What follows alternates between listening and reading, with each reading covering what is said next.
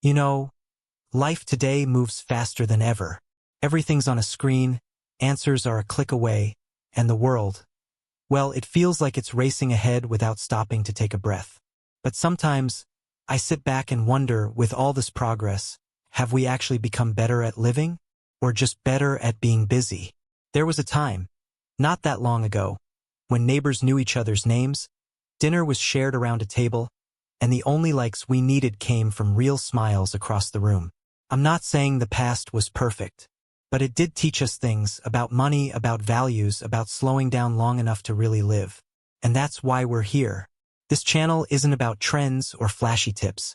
It's about timeless lessons. The kind your grandfather might have whispered to you while fixing a fence, or your mother murmured while folding laundry. Whether you're 60, 70, or beyond, or maybe you're younger and just wise enough to listen, welcome.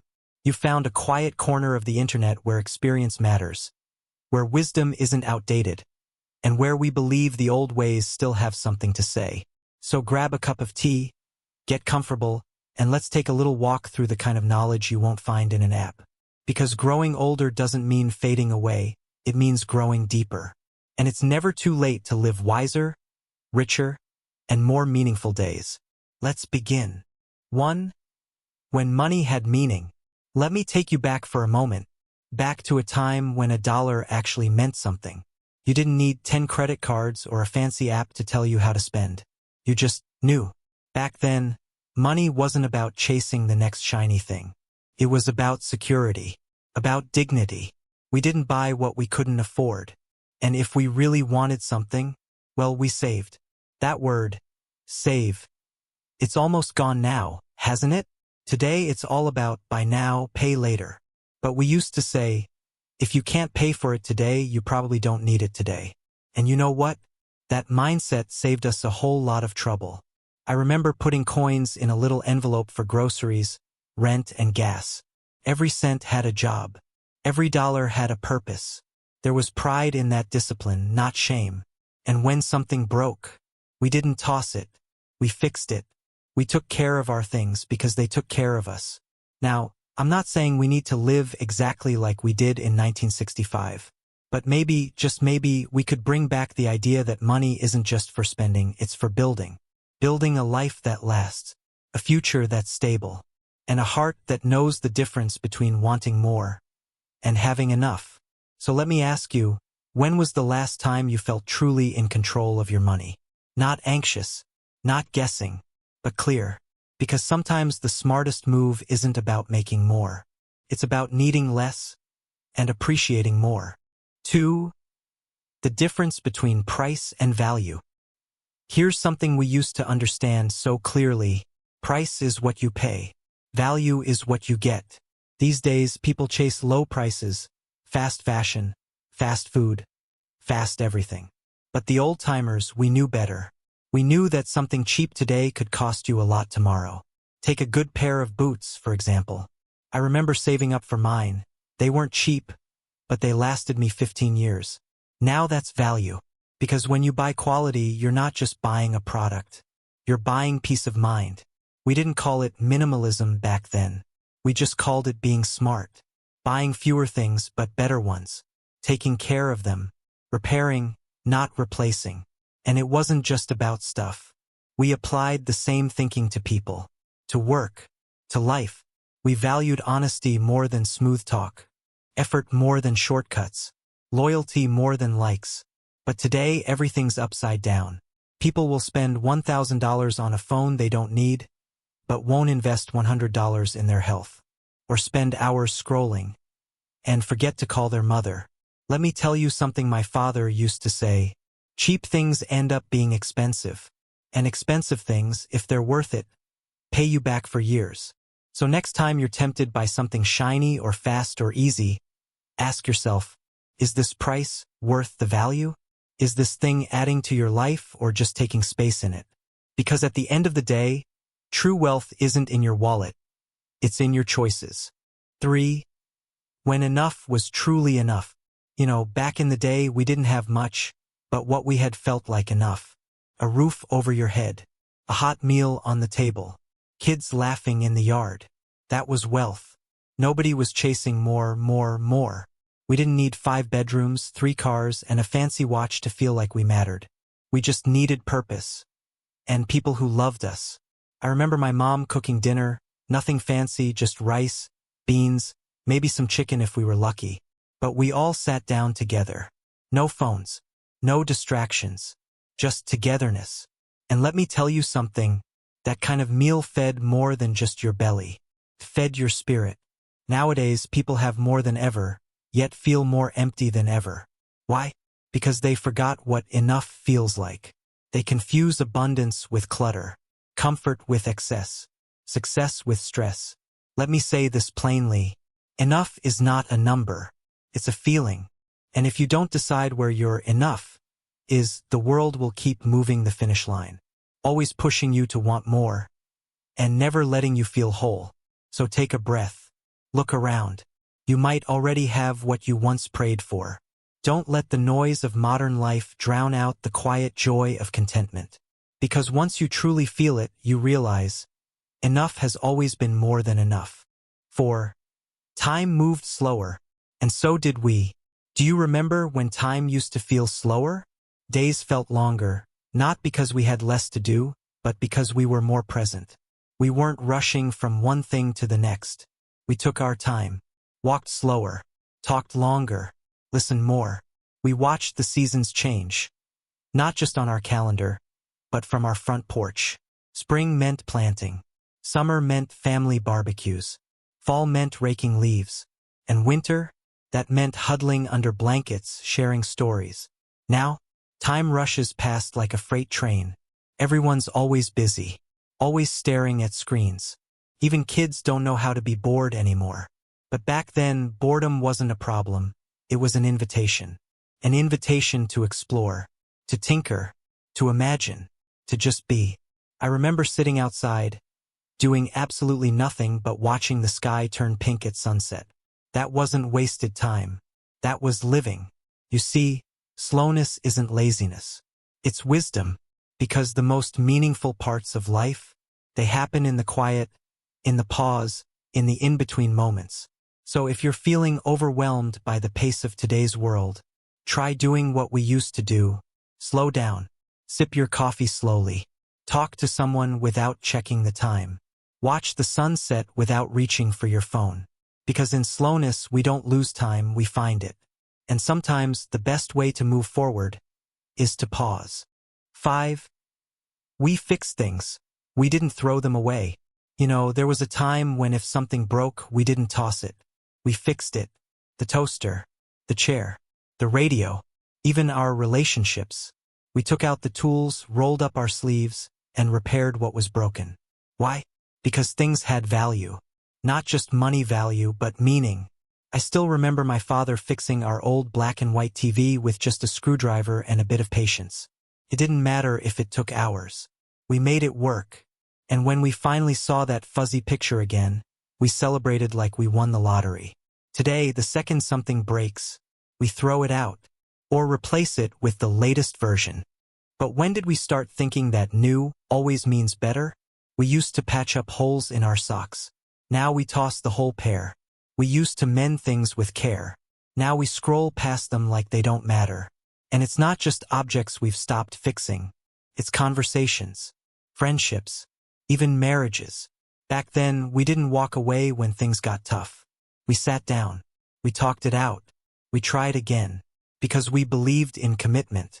In working through things, not around them. So the next time something breaks, whether it's a lamp or a relationship, before you walk away, ask yourself, can this be fixed? Chances are, it can. And when it is, it's stronger than before. Because the cracks don't ruin something. They're proof that it was worth saving. 6. We saved before we spent. Back in our day, spending came after saving. Not the other way around. If we wanted something, a bicycle, a new coat, even a family vacation, we didn't put it on a credit card. We waited. We saved. A little from each paycheck. Tucked into an envelope, or hidden in a coffee tin on the top shelf. We watched it grow dollar by dollar, week by week. And when we finally had enough, oh, that feeling. It wasn't just about buying something, it was earned. And when you earn something, you take care of it. Today, it seems we're told we can have everything now. Buy now, pay later. Swipe the card, worry about it next month. But there's a danger in that. Because when you stop feeling the weight of money, you stop respecting it. I remember saving up for my first car. It wasn't fancy, but every oil change, every car wash, I did it with pride. Because that car was mine. Not because I could afford the payments, but because I could afford the car. We didn't chase things to impress others. We focused on what we needed, not what we wanted. And because of that, we slept better at night. Less debt, less stress, more peace. So here's a thought. Before the next impulse buy, pause and ask, do I really need this? Have I earned it? Because saving before spending, that's not just smart. That's wisdom, and it's a gift worth passing on. 7. Fix it before you replace it. There was a time when, if something broke, we didn't toss it out. We rolled up our sleeves and fixed it. A loose button, you stitched it back on. A torn sock, you darned it. The washing machine made a funny noise, you took a look before calling anyone. Because back then we valued what we had. Not just because it cost money, but because someone worked hard for it. Maybe that someone was you. Today, things feel different. A cracked phone screen? Get a new phone. The blender stops working? Order a replacement. This all becomes so disposable. But when everything is disposable, so is our sense of appreciation. I remember fixing my son's toy car with duct tape and a little glue. He didn't care that it didn't look perfect. He cared that I cared. And it lasted him another whole year. See, repairing teaches patience, teaches creativity, and most of all, it teaches gratitude. You don't need to be a handyman to fix something. Sometimes it just means trying. Sometimes it's about giving things a second chance, just like people deserve one too. So next time something breaks, before you open your wallet, open your toolbox, or your heart, because fixing what's broken, that's not just about saving money. It's about respecting the things and the people we already have. 8. Sunday was family, not screen time. Remember Sundays? Back then, they had a different rhythm. The stores were closed. The phones barely rang. And if someone knocked on your door, it was probably family. Sunday wasn't just another day of the week. It was family day. You'd smell something cooking before noon. A roast in the oven, maybe grandma's stew simmering all morning. And the table, oh, that table, set for a feast even if it was just pot roast and potatoes. There wasn't any Netflix, no scrolling TikTok, and the only screen we cared about was the window, where we'd watch the kids playing in the yard. We talked, really talked, face to face. No distractions. No, hold on, I just need to reply to this. We shared stories. We laughed at old jokes for the 100th time. And we listened to Grandpa tell that same war story like it was brand new. Sure, life's busier now. Everyone's got somewhere to be, something to check, someone to message. But here's the truth. We're not short on time. We're short on priority. You want a stronger family? You don't need a fancy vacation. You just need Sunday. So this week, maybe try it. Turn off the TV. Put away the phone. Sit together, eat slow, talk long. You'll be surprised how full your heart feels when the only thing on the schedule is each other. 9. We didn't need much, but we had everything. You know, there was a time when we didn't have much. Money was tight. Our clothes had patches. And secondhand wasn't a label, it was a way of life. But let me tell you something. We had everything that mattered. We shared bedrooms with siblings. Sometimes even beds. We passed down shoes from brother to brother, and when something broke, we fixed it. We didn't toss it and tap by now. Our toys? Not fancy. A stick and a ball kept us entertained for hours.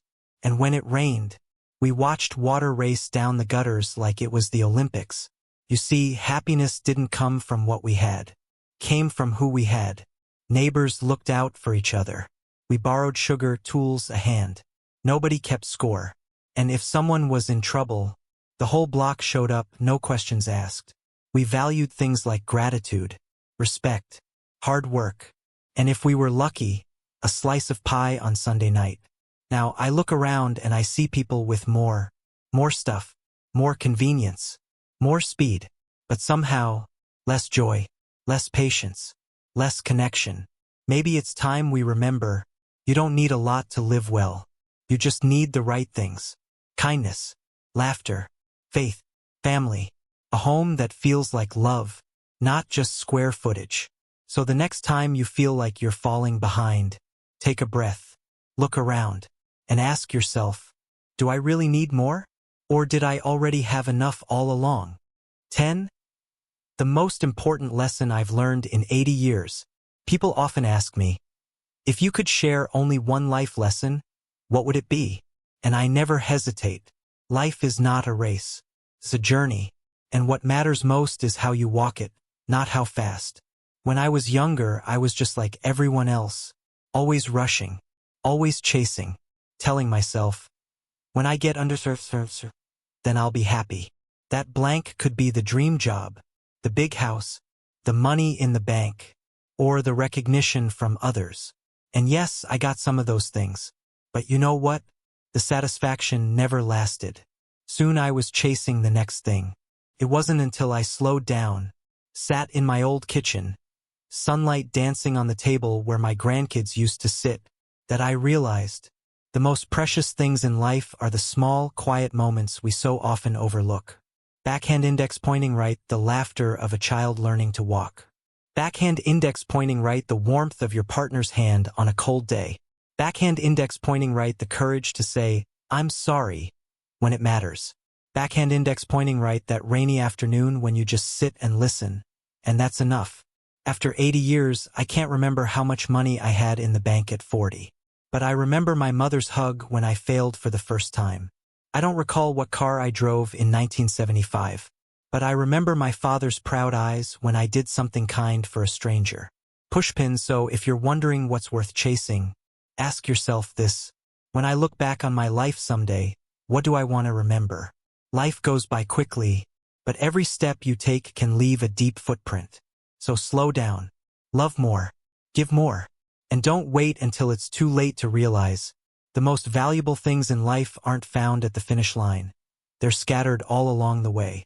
So there we have it, my friend. 12 reflections from a life that's seen nearly a century of change. Not just in the world, but in the hearts of people. I didn't share these stories to tell you how to live, but to remind you that life isn't measured by what we accumulate, but by what we give, and who we become in the process. Maybe some of these lessons made you smile. Maybe one or two hit close to home. And maybe, just maybe, you saw a little bit of your own journey in mine.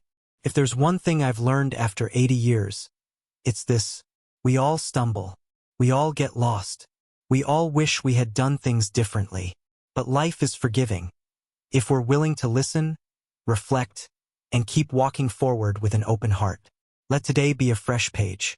Let your story be written with a little more kindness, a little more courage, and a lot more intention. And before you go, I want to hear from you. Speech balloon, what's one lesson life has taught you that you think the world needs to hear? Drop it in the comments. Let's build a little library of wisdom together, one story at a time. Don't forget to like, subscribe, and share this video with someone who might need it today. Take care of yourself. Take care of each other. And remember, it's never too late to live a life you're proud of.